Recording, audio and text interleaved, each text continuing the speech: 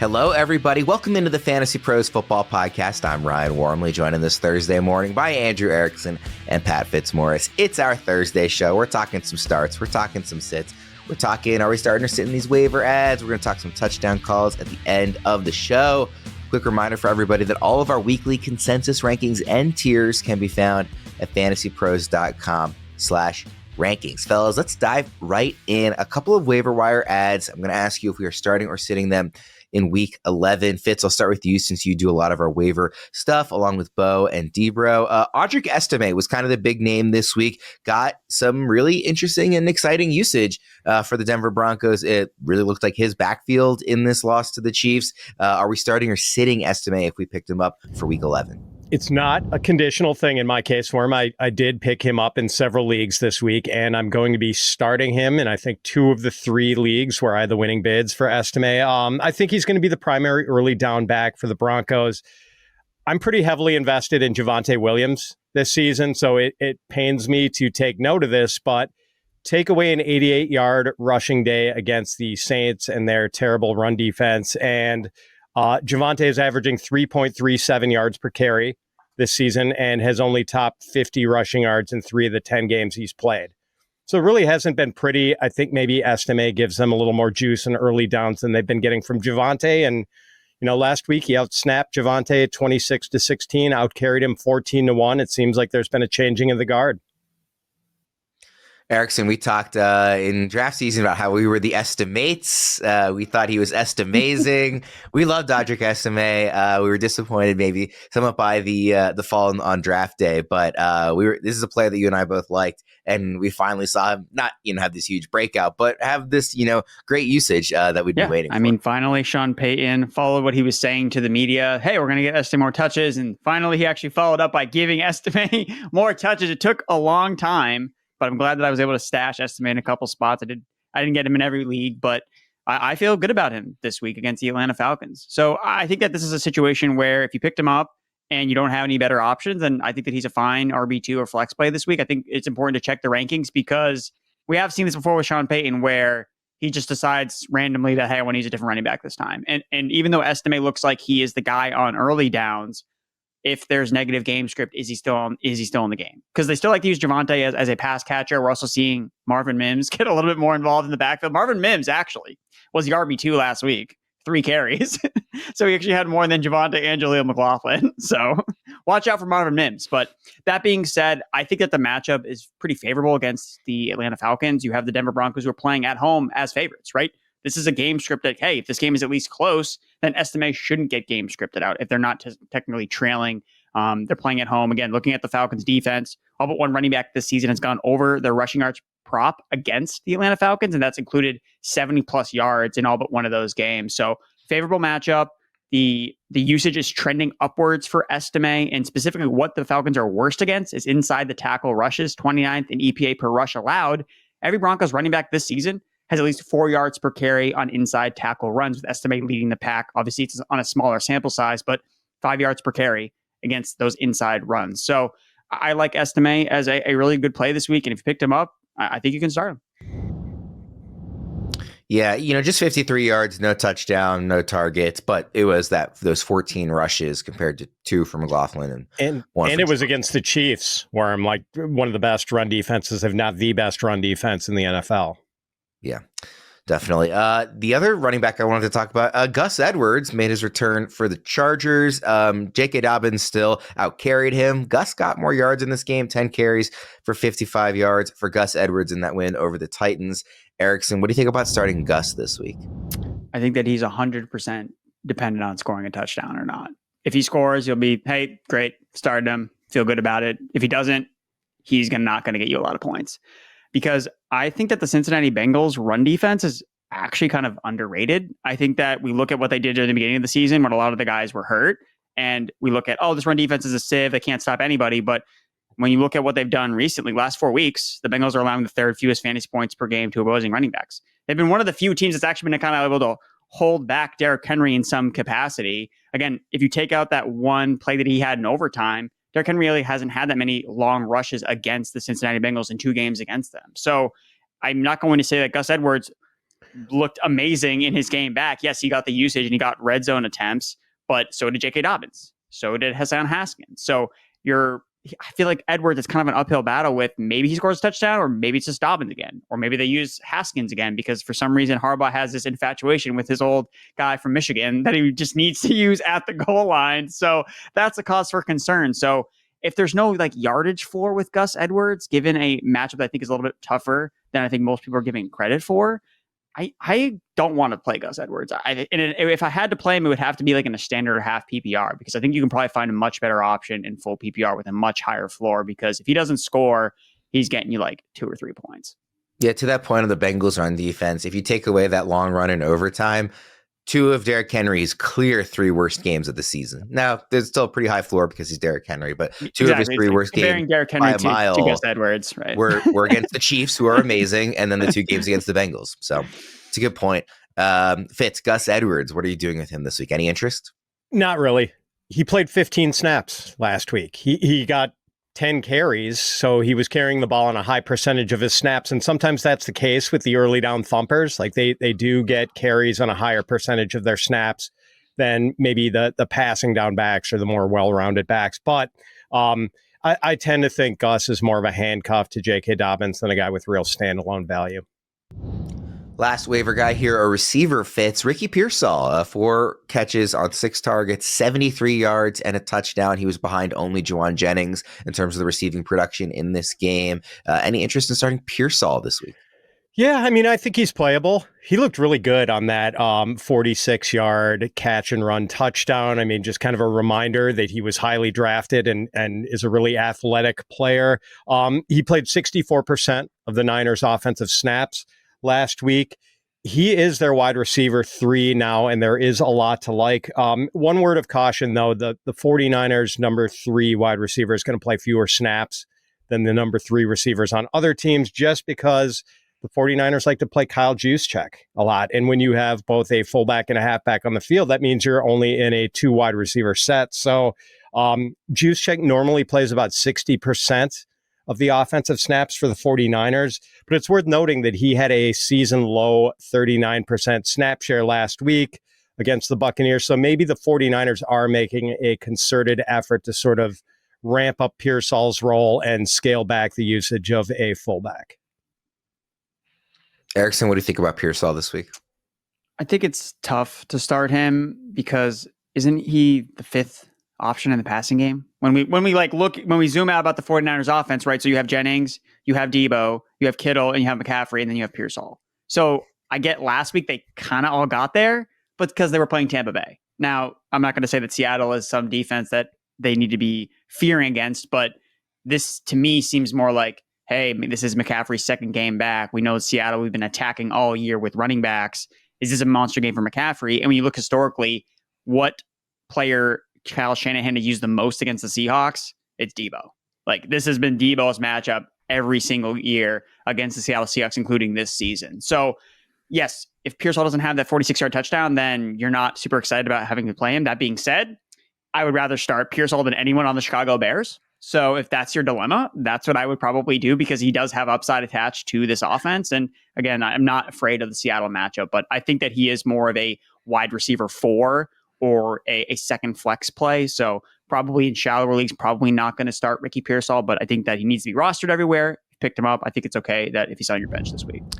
Worth noting, because you mentioned that, kind of the 5th option in receiving, they only really have the 5. Now, 5 sounds like a lot, but if you look at a typical box score of an NFL game, there's usually like 3 or 4 guys who have 1 or 2 targets kind of near the bottom of the box score. And, there's usually like 8 or 9 names that at least have gotten some kind of at all role, even if it's a minor one in the passing game. If you look at the 49ers this week, those are literally the only 5 names who even got a target. So they all, Kittle had 4 targets. Everybody else had at least 6 in that game. So if there's only those 5, maybe a slightly higher floor than you would think for a typical 5th receiving option. That's probably just more playing devil's advocate. But I wanted to point that out because I kind of did a double take when I was looking at the box score. Like, they didn't attempt to throw to a single other person other than those 5 in the whole game. So thought that was notable. Let's go to our plant your flag players. These are the guys that you guys really believe in, the guys that you are planting your flag on for week 11. Fitz, who you got? I'm going to go with Jerry Jeudy. And everyone is on the Cedric Tillman bandwagon, but there are plenty of good seats available on the Jeudy bandwagon. But in Jameis Winston's 2 starts for the Browns, Jeudy has had 5 catches for 79 yards and 7 catches for 73 yards. And hey, the Browns are playing the Saints, who have one of the worst groups of cornerbacks in the league. So, let's pick on the Saints. Yeah, clearly you guys both want to pick on the Saints because, Erickson, you also picked a Brown.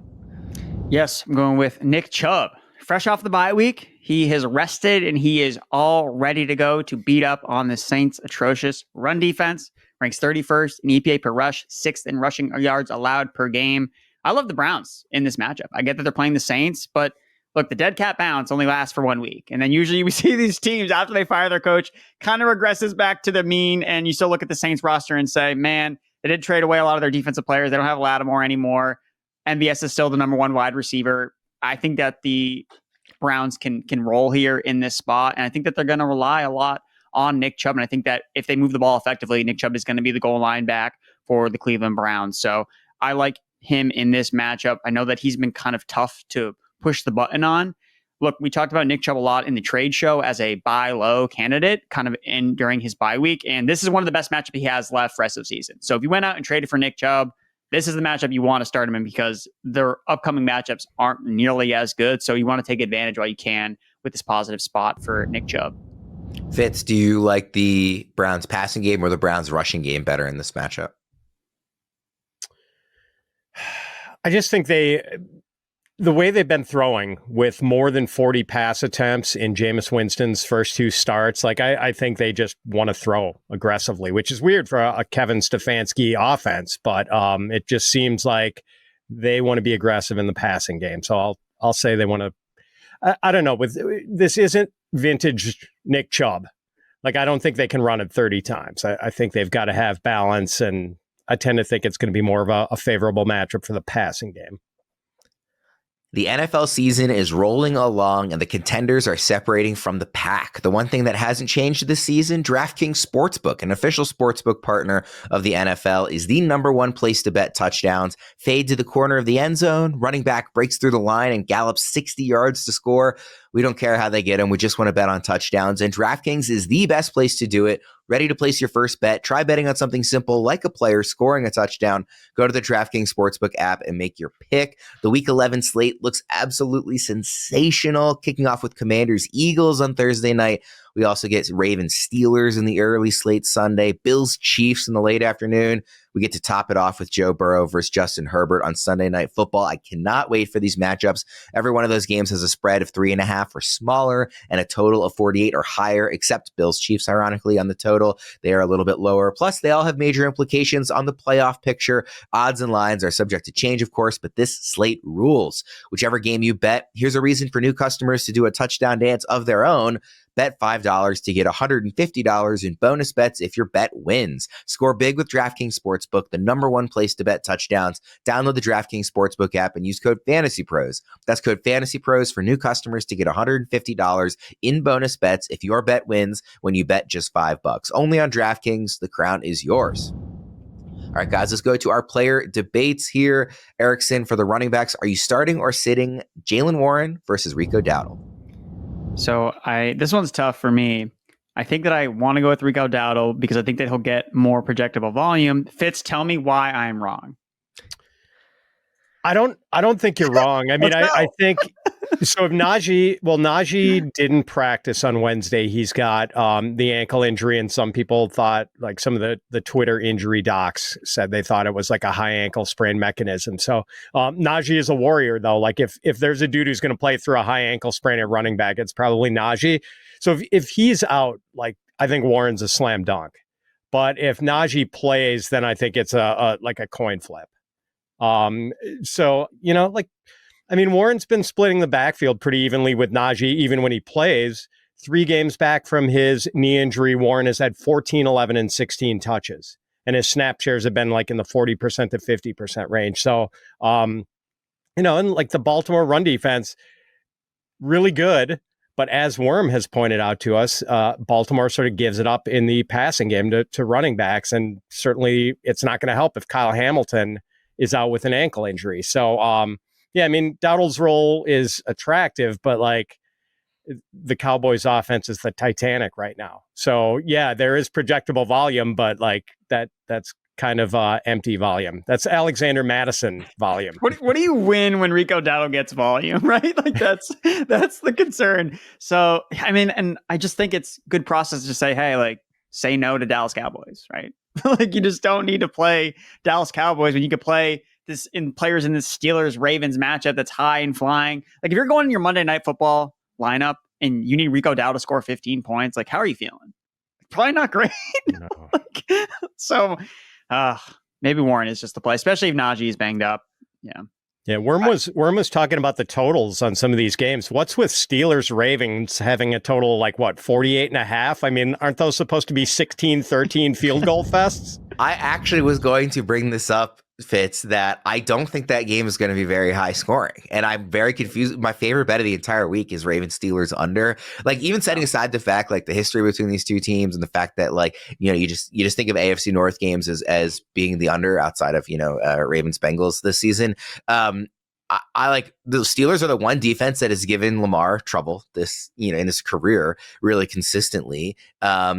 And I'm also curious, like the Steelers passing offense, they don't throw to the middle of the field that often. That's where the Ravens are super weak. They're a little stronger on the outside. So like, I'm not saying that, you know, either team can't have big offensive days given the matchups and what we've seen from them this year, but I don't really expect it. I think that number is way too high, which means that I don't expect a ton of scoring, you know, from really any of these guys, you know, Jaylen Warren included. Having said that, I expect more scoring than I do from the Cowboys. So it's a good theory of the case, but Erickson and I both really liked the under in the Steelers game last week, and it didn't work out so well. We got destroyed. Yeah. Well, I mean, like every Steelers punt was a catastrophe for us, Worm. Or was it every Commander's punt? I can't remember. There's a lot of short fields. George Pickens was catching everything. Yeah. Mike Williams getting touchdown for Mike Williams. Like, just not work out in our favor. By the way, on the rankings, the fake punt from the own 15-yard line or whatever, that not what you want to see when you're an under better. No. There were so many muffed punts in week 10. It was just, I don't know if I'm sure other people have pointed it out, but like, I feel like every time Scott Hansen was bringing us to a different game, it was on a punt and it was somebody like dropping the punt. It was really bad. Rico Dowdle in ECR is RB26. Jaylen Warren is RB31. I do expect Warren to surpass him if we get, you know, any kind of word that Najee Harris is out. To your point, Fitz, by the way, ironically, talking about kind of the empty calories, Alexander Madison is currently one spot ahead of Jaylen Warren in ECR. So that seems we'll get to him like a mistake to me. Yeah, we'll have some of that later. All right, next running back debate here: DeAndre Swift versus J.K. Dobbins. Fitz, I'll start with you this time. Look, I realize J.K. Dobbins hasn't had a 100-yard rushing game since week 2, and from week 3 on, he has averaged 3.5 yards per carry. But the workload is just so appealing. Dobbins has had 14 carries in every game since week 2, and he's had at least 2 catches in each of his last 7 games. There's just nothing appealing about the Chicago Bears offense right now. Swift is really the only Bear I'd feel okay about starting this week, but not good, just okay. Bears have gone 23 straight possessions without a touchdown. I guess that's a tribute to Michael Jordan. And Swift has averaged 3.4 yards per carry the last 2 games since the Bears have come out of their bye, and he's had fewer than 60 rushing yards in each of those games. And everyone thinks the Packers defense is just automatically the smash matchup for running backs. And granted, it has been for the last decade or more, but Green Bay's run defense has actually been pretty respectable this year under new defensive coordinator Jeff Hafley. 14th in DVOA against the run. They've given up the 13th fewest fantasy points to running backs. It's at least a respectable middle of the pack run defense. So I don't want to play Swift if I can help it. I know most people are probably going to be forced to if they have him on the roster, but I'll take Dobbins here over Swift.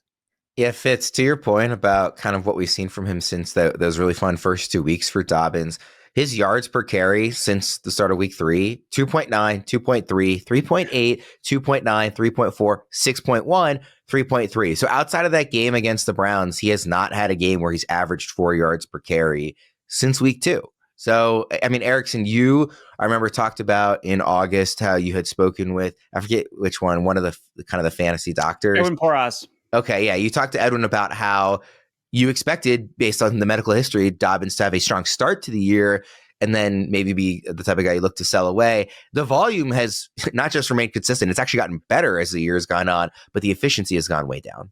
Well, it's one of those things where you get more volume because you're not ripping off these massive runs. So it's kind of a weird dichotomy to look at. But yeah, to your point, you laid out the numbers that he hasn't been nearly as efficient because he hasn't been ripping off these massive runs. So when I'm looking at Swift versus Dobbins, I have them ranked back to back. So I think it's really close. But I'm actually going to go with DeAndre Swift. I like buying the dip on the Bears running game against the Packers at home. Again, we see this all the time with these coaching staffs where they fire somebody that they don't like and then they just have a better performance the next week. It happened with the Saints last week. It happened with the Jets offensively after they got rid of, or when they moved away from Robert Saleh, and the defense is still a mess, but they did have at least a bounce back performance in that initial game after they got rid of Robert Saleh and moved away from Hackett as the offensive play caller. So I'm going to buy Swift here because when you look at Thomas Brown, who's going to be taking over play calling duties, last time he was a play caller with the Carolina Panthers, weeks 13 through 18, the offense was minus 14% pass rate over expectation. All they did was run the ball. That's all they did.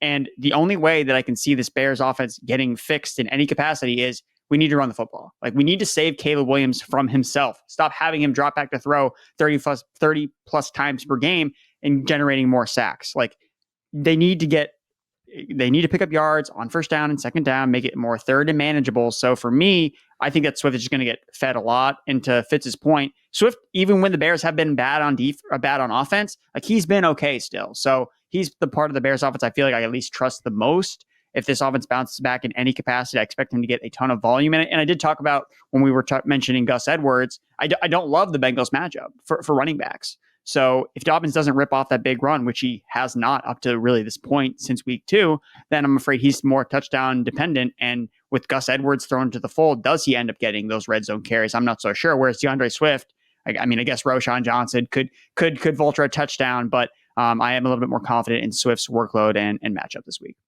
You said you have them ranked back to back. They're also back to back in ECR. Where do you have them ranked? Are they in the high teens, low 20s? So I have them Swift 20, Dobbins 21, and that's because I have Brian Robinson ahead of both of them, but he's lower in ECR. Yeah, ECR is 19 and 20, so that's sky below. And Fitz, what about you? Where actually are they ranked for you? 19 and 20 for me too. Okay. So right, we both have Swift at RB20. I just have Dobbins a little higher than Erickson. Let's go to some wide receiver debates. This is a really fun one. Jauan Jennings versus Cedric Tillman. Tillman obviously coming off the bye week. Jennings coming off an impressive game, and he has been impressive a lot when on the field this season. Obviously, he had that huge game early. He's had some injury stuff as well, but he looks really involved in this passing game, even with Christian McCaffrey back on the field. Obviously, Cedric Tillman has been pretty awesome since Jameis Winston took over at quarterback for the Browns. So I'm curious what direction you guys go with this one. Fitz, I'll start with you. Jauan Jennings or Cedric Tillman this week? Oh man, I would be so torn if I had to make both. If I had to make this decision, like, I want to play them both. They're both inside wide receiver 2 range for me.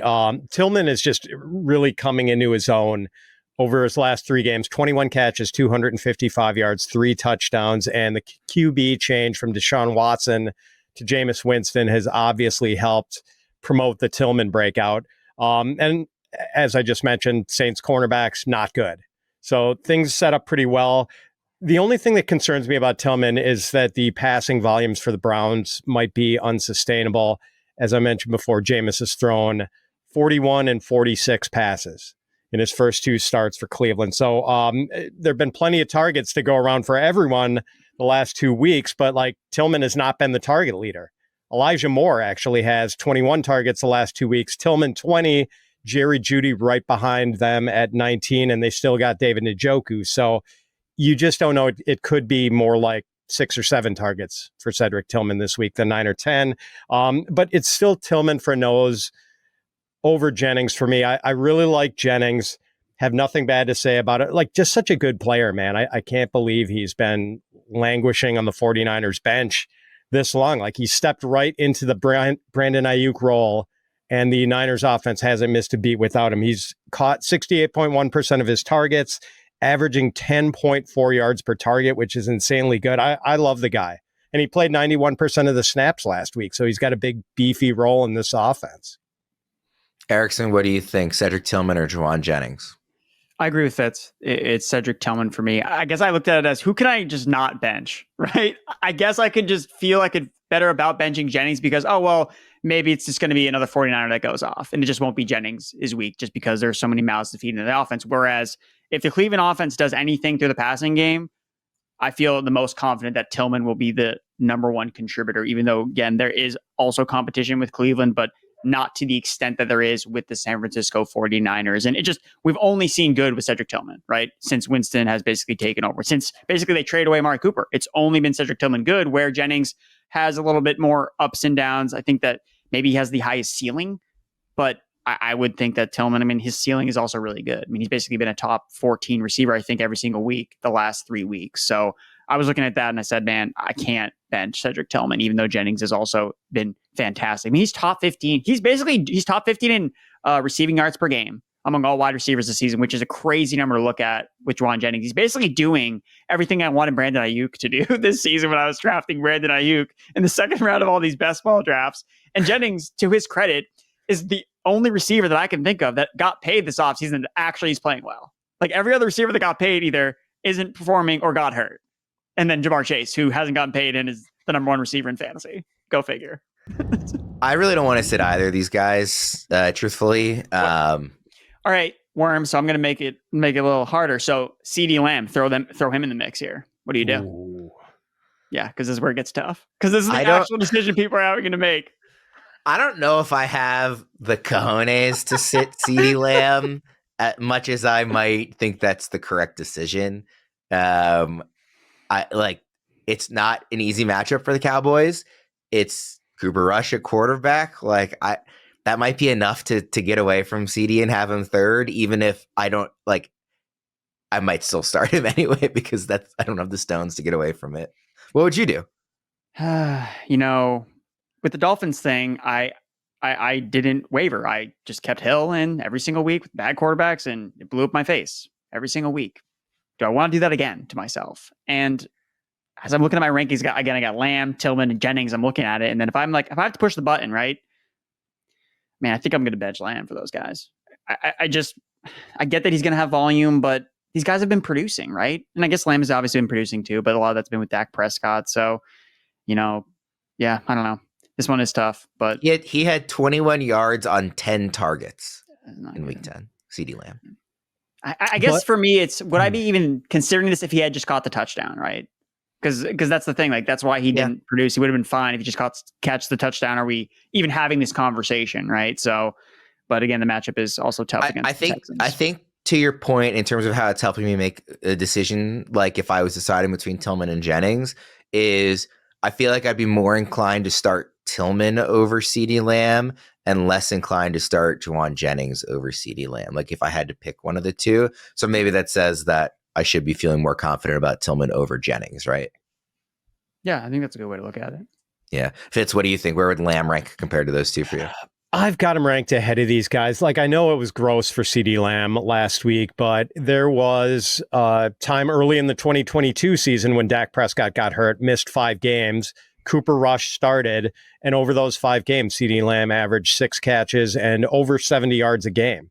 So maybe one game for Cooper Rush to settle in against a really tough defense, too. The Eagles have been playing lights out lately. So, maybe things click a little bit better with another full week of practice. And I don't know. I mean, it would just be really tough to bench CeeDee Lamb. He goes off for 100 yards and a touchdown, and you're like, oh, I had him on my bench. I played Jauan Jennings over him. And that's not to be dismissive of Jauan Jennings, but 2 months ago, the idea of starting Jauan Jennings over CeeDee Lamb is just totally unfathomable.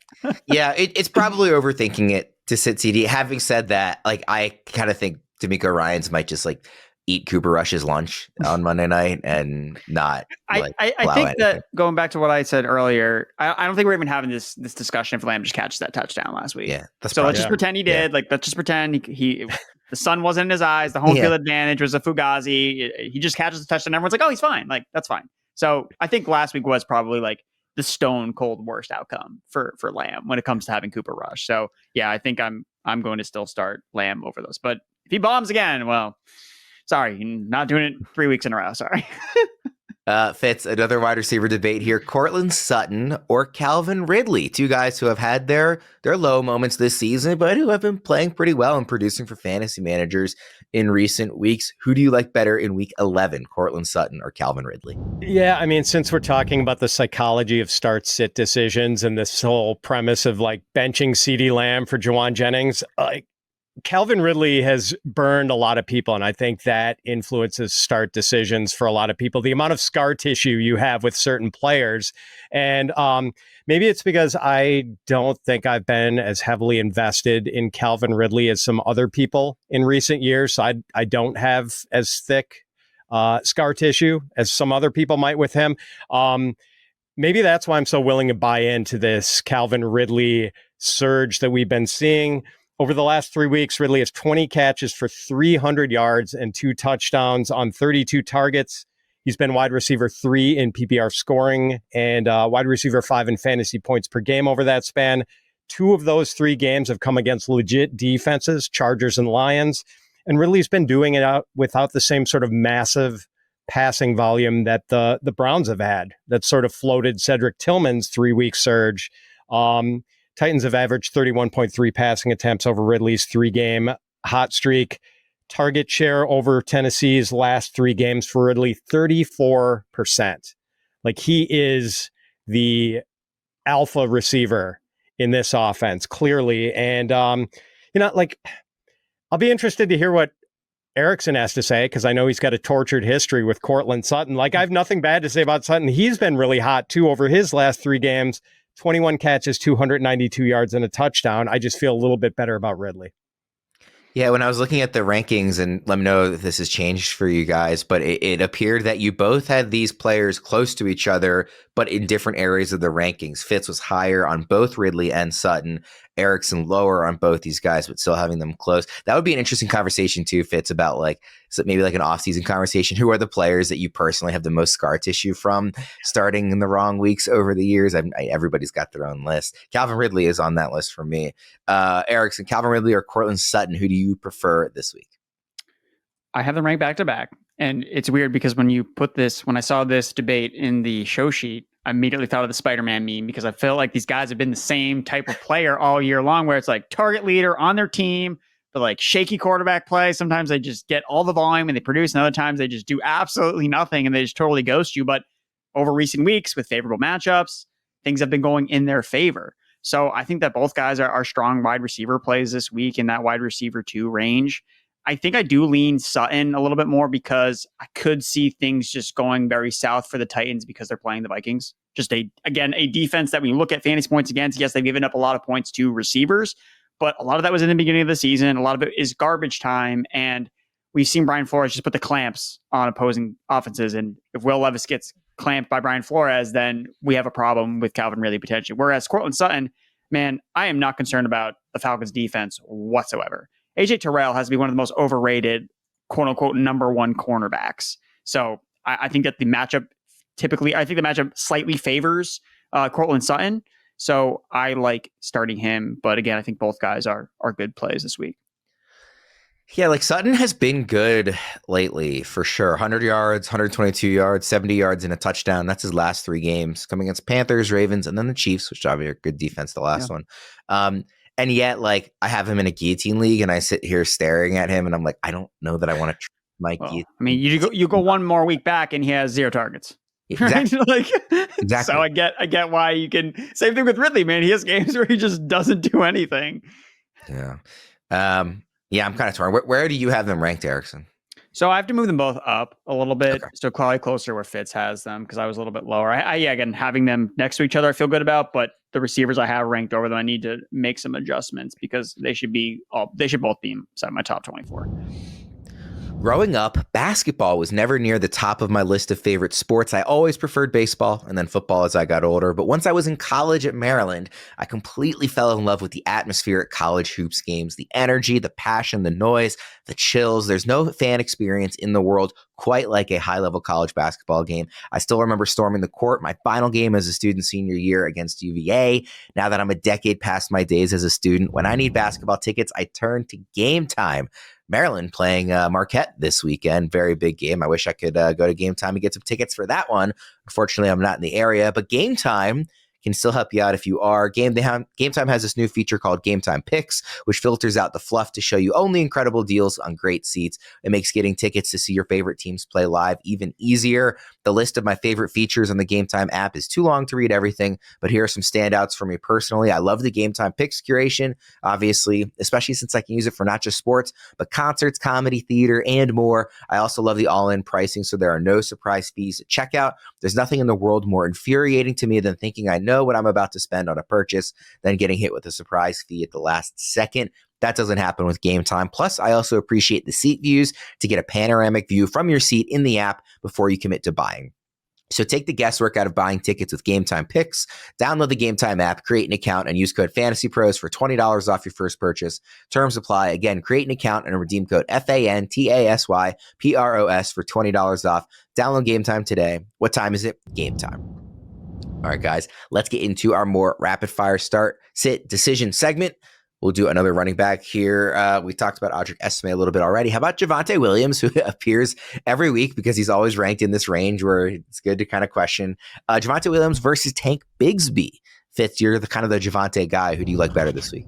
Geez, Worm, you go from these matchups of like really great wide receiver guys. I want to play a wide receiver to this matchup of two running backs. I will say quickly too, putting together the show sheet, it was really difficult with the running backs this week because you guys were very lockstep in so many running backs. Because all running backs are healthy, man. You just play the chalk.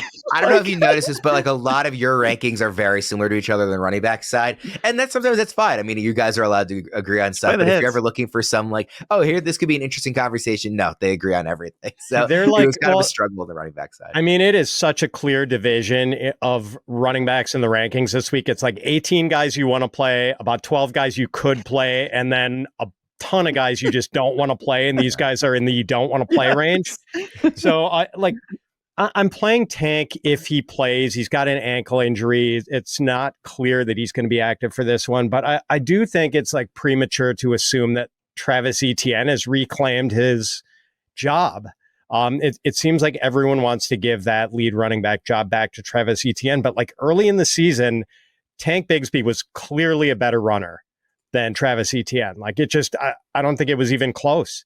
So I'm not really ready to hand Etienne lead back status again, but obviously limited appeal to a timeshare running back going against the Lions, who are 13.5-point favorites in this one. And Tank doesn't catch passes. So if the game script goes sideways for the Jaguars, as it probably will inevitably, he's pretty hosed here. So here's the thing, though. Javonte Williams had 1 carry last week. And like, yeah, he catches some passes, but it seems like the running backs in the Denver offense don't have as big a role as they usually do in Sean Payton offenses. Probably because Bo Nix is an aggressive runner and the mobile quarterbacks just don't dump off as often as their immobile counterparts. And certainly Bo Nix is a lot more mobile than Drew Brees used to be for Sean Payton. So, again, just 2 really unappealing options. I guess I would hold my nose and go with Tank Bigsby. Erickson. I like Bigsby more in the half PPR because all you need is 1 pass interference at the 1-yard line, and then they give Tank Bigsby the ball at the goal line, touchdown. There you go. So I like him in half PPR. And then, like Fitz said, Javonte is a little bit more involved in the passing game. So if you're looking for 5-7 points in a full PPR, I think Williams would be my play there. But if you don't care about the format, I would say Tank Bigsby as well. He's just better too. He's just a better running back. You know, talking about like the scar tissue, like I feel like I have scar tissue from trusting Sean Payton, and so I wonder if maybe like this game was more of a one-off on Estime, and then we see more usage for Javonte again this week, and that's in the back of my mind. Just watch Marvin Mims lead the team in carries. I mean, he had 3 last week. That was second. He's slowly climbing his way up the ladder of the RB depth chart because he can't. We get the Jaleel McLaughlin breakout game out of nowhere. Tyler Beatty comes back. Yeah. They're like, remember this guy? Wide receiver here, Jackson Smith-Njigba or Jameson Williams. I thought that was an interesting one for this week. Fitz, who do you prefer? This is one of those where the way I play it might depend on my matchup in fantasy. Like if I'm a favorite, I might go with the higher floor of JSN. And if I'm an underdog and need to land a few haymakers, JMO is certainly a guy who can land haymakers. I think if I'm sort of in a neutral matchup, I might go with JMO. Like the risk is that he's not going to be heavily involved. He has not drawn more than 5 targets in any of his last 5 games. And we know the Lions will take the air out of the ball completely if they can. And there's a good chance they can this week as heavy home favorites against the Jags. But on the one hand, yeah, it's a really good matchup against the Jaguars. I mean, we know that they have been thrown on a lot this season, and JMO only needs 1 or 2 big plays to make his fantasy quota for the week. And oh, by the way, this is a dude averaging 20.7 yards per catch, so he can make those big plays. When we last saw Jaxon Smith-Njigba before the Seahawks bye, he was putting up 180 yards and 2 touchdowns against the Rams, but DK Metcalf was out for that game. JSN has had 1 good game this year in games that DK Metcalf has played in. He's been 1 for 7 this year. So JSN's produced 51 or fewer receiving yards in 6 of those 7 games with Metcalf playing. So I think I'm going to err on the side of the home run swing with JMO. Every time you I know it is his nickname, but every time you call him JMO, I think you're talking about our coworker whose name is JMO here at Fantasy Pros. And you're like, yeah, I think JMO can land some haymakers. I'm like, oh, he's too nice a guy. He wouldn't do that. Erickson, JMO or JSN? I think Fitz looked at it the right way where it's floor versus ceiling. I think that in my rankings, I'm going to have JSN ahead just because when I'm doing rankings, I'm kind of looking more at the floor and the median projection of that certain player. So JSN, I mean, the last time he played the 49ers, 9 targets, 5 catches for 53 yards. If he scores a touchdown, you feel great about starting him that week. And the one thing, even though Metcalf is coming back, one thing I'll point out, Noah Fant is still hurt. So after their bye week, Noah Fant comes up, he's still on the injury report. So I feel JSN has that underneath role, at least locked and loaded. And again, I don't think they're going to continue his vertical role that we saw before the bye week. But if they do, then he does have similar upside to a Jameson Williams, who can deliver on some of these big splash plays. So I'd be willing to roll the dice again with JSN just in case, hey, they do decide to use him a little bit more vertically from what they saw. And he just does come with a very good floor. Whereas JMO, I mean, if the Lions get up massive, they may not even need to use him at all. So he can't even necessarily take. Again, the Lions have just playing so many weird game scripts. It's impossible to project. Again, we know the running backs eat, and then which receiver, tight end is going to do something. Amon-Ra he's like averaging 60 receiving yards per game, but he just scores. And so I think for me, JSN, I just feel better about his overall usage and projection versus JMO this week. Erickson, sticking with you, Nick Chubb, your player that you're planting a flag on, versus Darnell Mooney. I'm going with Nick Chubb. Yeah, I just like his matchup. I know Mooney's been lights out, but it's a tough matchup against the Denver Broncos. I know that he may not get the Surtain treatment, but Denver is good everywhere in their secondary. Like they have a strong. He's not the only good cornerback that they have. So I don't love Kirk Cousins this week, like playing on the road against the Denver Broncos in a tough environment to play against a really good defense. So yeah, Nick Chubb's my flag plant. So I would be. This one's close for me, but I got to go with my flag plant. So Nick Chubb. Fitz, Chubb, or Mooney? I'm with Erickson. Easy matchup for Chubb, tough matchup for Mooney. And granted, we are not getting the explosive version of Nick Chubb that we are used to, but he's a pretty good bet for 15 or 16 touches against a really putrid run defense. And meanwhile, the Broncos have given up the 3rd fewest fantasy points to wide receivers. Mooney's probably not going to get the shadow treatment from Patrick Surtain Jr., but he's probably going to run some of his routes into Surtain's coverage. So yeah, Chubb for me also. Fitz, Travis Etienne, or Amari Cooper? Amari. I mean, he's wildly unpredictable, but the overall track record is strong. I just don't want anything to do with a guy who's splitting work in the Jacksonville Jaguars offense. Erickson?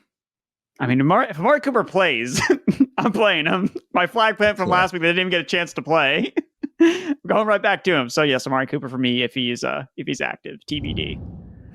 Fitz, how about Rome Odunze versus Alexander Madison? Worm, I am trying to enact a strict no Chicago Bears policy this week. And the Bears cut Odunze's snaps last week, his 68% snap share, lowest of the season so far. And the Bears offense is just a train wreck. I don't think they get a dead cat bounce from the coordinator change. I'll hold my nose and take that empty volume with Alexander Madison.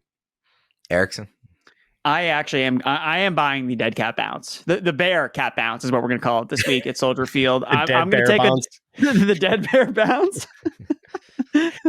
I'm going to go with Odunze, not because I love him necessarily, but I am very concerned that Alexander Madison is not going to get the similar workload that we saw. Again, they fired their offensive coordinator. Antonio Pierce continues to just talk about how much he loves Zamir White. And the last time we saw these guys play, the carries were more split than Madison being the clear 1A in this backfield. So I think that it would not shock me at all if we look up and say, oh, well, it looks like Zamir White is starting again. Now, so for those reasons, I don't want any part of the Raiders backfield, but I think Madison is kind of a trap if you go with him this week, because I think we could see more of Zamir White, which is also not going to be great. So I'm just going to go with the guy who I think is more talented with Odunze.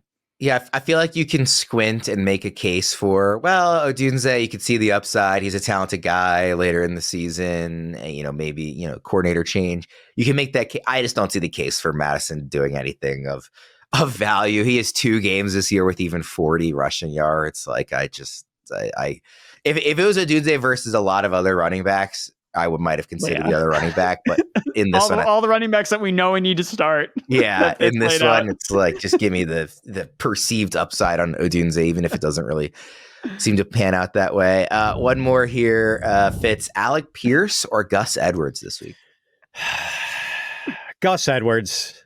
Yeah. I'm glad the Colts are going back to Anthony Richardson. I know there are a lot of Anthony Richardson haters out there, but I still think he has a promising future. And Joe Flacco is just a sack or an interception waiting to happen at this point in his career.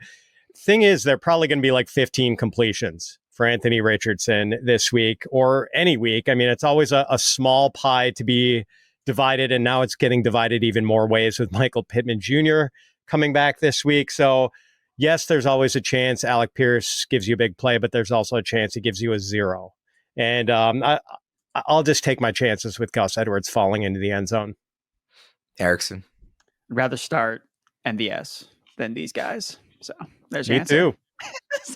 Well, actually, I think I might have MVS and Pierce ranked like right next to each other. That's a pretty close call. I didn't even include MVS in the, are we starting this waiver wire guy segment? Because I was like, everybody told everybody who was listening, don't even bother picking him up. Like, you can't. But then because it's fantasy football, like, he's just going to do what he did again, because that's just the way it works. Like, the most obvious guy to stay away from on the waiver wire, what do you know? He can't do it again. And then the Browns, notorious for blowing coverages constantly. Oh, there he goes, MVS. That's going to be painful to watch. Yes. We've got a quarterback here. Never thought I'd be asking this one, but here we are. CJ Stroud or Russell Wilson in week 11? Erickson, who do you prefer? When I make dinner now, all I do is portray it around the kitchen saying, let Russ cook. So, yes, Russell Wilson for me.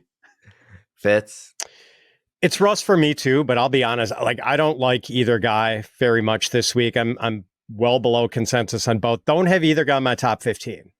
And with Russ, the concern, the Steelers are the second run heaviest team in the league. They run the ball on 53.5% of their offensive snaps.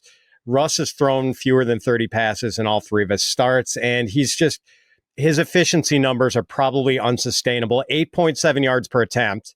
His career high is 8.3 back in 2015. A 7.1% touchdown rate, also extremely high. But I'll still take Russ over Stroud just because the Texans' offensive line has been totally dysfunctional. They cannot protect CJ Stroud over the last month. I'm fearing for CJ Stroud's safety every week. And now they got to try to block Micah Parsons. Good luck with that. Over his last 4 games, Stroud has 2 touchdown passes. He's completed 53.7% of his throws over that stretch and is averaging 198.5 passing yards a game, 6.6 yards per attempt. But it's not his fault. He's getting no protection whatsoever. I know the matchup against Dallas is good. I know he gets Nico back most likely this week, but I'll still take Russ. I just don't trust the Texans O-line. I think the Nico return is enough for me to put Stroud ahead of Russ. I get why Russ, he's QB 10 in ECR, and I get it because the Ravens' pass defense has been really bad this season. Having said that, they're worst against true elite number one receivers, and your mileage may vary on George Pickens. He's playing well, but I don't know that he's in that level of receiver. And guys who go in the middle of the field, and we talked about it earlier in the show, that's not really what Russ does. And the fact that he doesn't have a ton of volume to kind of make up for that, he needs to be really efficient on those passes. Like those outside corners, I know Brandon Stevens has struggled against some elite guys, but like Marlon Humphrey's playing well. Nate Wiggins has been good for a rookie. Like I don't think it's a good matchup for Russ, who is playing way better than I expected him to. And again, the Ravens defense is bad, but I don't think it's bad in a way that Russ is really designed to take advantage of in this offense. So as I said before, I think that's going to be a low scoring game on both sides. And I don't think Russ belongs in the top 10 this week at all. That's having said that, I don't love Stroud either. I just think with Nico coming back, it's enough for me to put him ahead of Russ. Tight end, also in this Ravens Steelers game, Mark Andrews, who sneakily has been like a top 5 tight end the last 5 or 6 weeks, just, largely on the backs of the scoring. He obviously did literally nothing the first 5 weeks of the season. And then the second half of the first half of the season, he's been good relative to the position. Him or Kyle Pitts this week? Who do you prefer, Erickson? Andrews. She's gonna ride the Flames. And Isaiah Likely, I believe, opened the week on the injury report still. I know I believe he was limited, but he did practice on Wednesday. I haven't seen anything since then. So but. I expect him to play. So I don't think we're going to see as great as usage as Andrews got last week. But I mean, he's catching touchdowns even when he's not running all the routes, and he's doing what the thesis behind when I ranked him as my tight end 1 in the offseason. Like, he's finally starting to produce. So even though I think Pitts is kind of interesting because it's Denver and he's not going to see a lot of the strong it's still just a good defense overall. And I just don't love the Falcons offense nearly as much. There's nothing to say that you don't love the Ravens offense every single week. So I will slightly lean towards If there's a game to not love the Ravens offense, though, again, historically, it is Lamar against the Steelers. Like that has been the one matchup that has consistently given him fits. So speaking of Fitz, who do you prefer, Pitts or Andrews? Yeah, this one is in the coin flip zone for me. Since it's almost Thanksgiving, maybe we should bring in former NFL ref Phil Luckett to flip the coin and not heed the Jerome Bettis call, whatever it was. You guys might be too young to remember that, but Jerome Bettis. I have some vague knowledge of something like that happening. I couldn't tell you any of the details. So. I can't remember what the Jerome Bettis call was, but the referee registered the opposite of that call, and the Steelers lost the coin toss to the Lions in overtime of a Thanksgiving game. But anyway, Denver's defense, really tough on wide receivers, not as tough on tight ends. Just for that reason, and because Andrews hasn't had more than 7 targets in any game this season, I'm going to go with Pitts. And I also kind of worry for him about like John Harbaugh talking about ramping up Deontay Johnson's role this week. Like maybe that means less for Mark Andrews, also if Likely comes back. So it's not that I don't like Andrews. I've got him like tight end 7 or whatever, but just feel a little bit better about Pitts. I'm kind of lower on both Andrews and Pitts for this week. Andrews, just given the matchup, and Pitts, like I kind of worry that Denver will just get to Kirk Cousins a lot and make it very difficult for the passing game in general. I know that they're not as strong against tight ends typically, but I just worry about Cousins in this type of matchup. So yeah, I'm kind of below consensus on both those guys. It is a real dilemma for me. You can say goodbye to start sit dilemmas with FantasyPros Start Sit Assistant. Within seconds, you'll know exactly who to play for optimal results each and every week. Leveraging insights from numerous experts, the Start Sit Assistant aligns your lineup decisions with the top minds in fantasy football, giving you a competitive edge. Maximize your lineup's potential with just a few clicks. Head to fantasypros.com/myplaybook and make winning decisions in no time. All right, guys, we'll wrap up with our touchdown calls contest. I am on running back this week. I'm going to go with J.K. Dobbins and say that, he's been, inefficient lately. I know Gus Edwards is there, but I'm just going to go with Dobbins going up against his former division rival in the Bengals. Erickson, who's your wide receiver? Going with Christian Watson, kind of a forgotten guy with the Packers coming off the bye week, but the last 2 games, Watson leads the Packers in targets. He has over 200 air yards, but he only has 7 catches for 76 yards, but he's not in the injury report. He's fully healthy, which we love to see from Christian Watson. The Packers have the 4th highest passing touchdown rate this season. So when they get in close, they usually throw the ball. So I like Christian Watson. When you look at the Bears against the Packers in 2023, first matchup, Dobbs had 2 touchdowns against the Bears. In the last matchup, Dontayvion Wicks had 2 touchdowns against the Bears. You know who didn't play in either of those games? Christian Watson. Not 1, 2 touchdowns for Christian Watson against the Chicago Bears this week. I like it.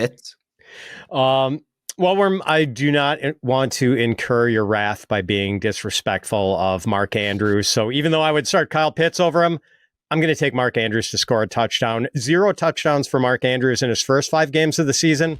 5 touchdowns in his last 5 games. That's like all it does now. Yeah. You have not incurred my wrath. All right, so J.K. Dobbins at running back, Christian Watson at receiver, Mark Andrews at tight end. We will wrap up there. Thank you, everybody, for tuning in, and best of luck with your Week 11 start-sit decisions. For Erickson and Fitz, I'm Ryan Wormeli. We'll see you again next time.